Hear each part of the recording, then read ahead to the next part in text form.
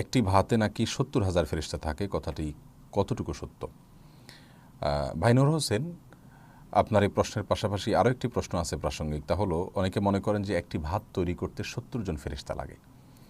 মূলত কেউ যদি তার প্লেট থেকে কোনো ভাত পড়ে যায়, সেটা যদি না তুলে নেন, তখন সে ভাতটি তুলে খাওয়ার গুরুত্ব বোঝাতে গিয়ে অনেকে এই কথাটি বলে থাকেন যে একটি ভাত তৈরি করতে ৭০ জন ফেরেশতা লাগে, বিধায় একটা ভাত নষ্ট করা উচিত নয়। আবার অনেক সময় আমরা অনেকে বলি একটি ভাতে ৭০,০০০ ফেরেশতা থাকেন, বিধায় এটা ফেলে দেওয়া উচিত নয়। তো এই দোনোটি কথাই মন গড়া কথা, এর সাথে ইসলামের কোনো সম্পর্ক নেই, কোরআন সুন্নাহর কোথাও এরকম কোনো কথা নেই।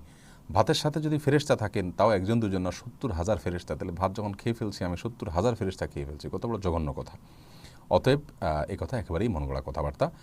আবার যে একটি ভাত তৈরি করতে ৭০ জন ফেরেশতা প্রয়োজন হয়, এই কথাটাও সঠিক নয়। কারণ ভাত তৈরি করতে আল্লাহ সুবহানাহু ওয়া তাআলার ফেরেশতার দরকার হয়, এবং তাও ৭০ জন সংখ্যা ঠিক করে ৭০ জন ফেরেশতা লাগে, তাদের শ্রমে ভাত তৈরি হয়।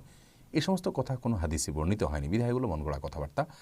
আমরা কোনো ভাত যদি প্লেট থেকে পড়ে যায়, তাহলে সেটা তুলে খাবার গুরুত্ব বোঝাতে গিয়ে নবী সাল্লাল্লাহু আলাইহি ওয়াসাল্লামের বিভিন্ন হাদিস আমরা তুলে ধরতে পারি। সহিহ মুসলিমে বর্ণিত হয়েছে, নবী আলাইহিস সালাতু ওয়াস সালাম কোনো খাবার পড়ে গেলে সেটা তুলে খাওয়ার জন্য নির্দেশ করেছেন, এবং সেটাতে যদি কোনো প্রকার আপনার ধুলোবালি লেগে যায়, তাহলে সেটা পরিষ্কার করে হলেও তিনি খেতে বলেছেন।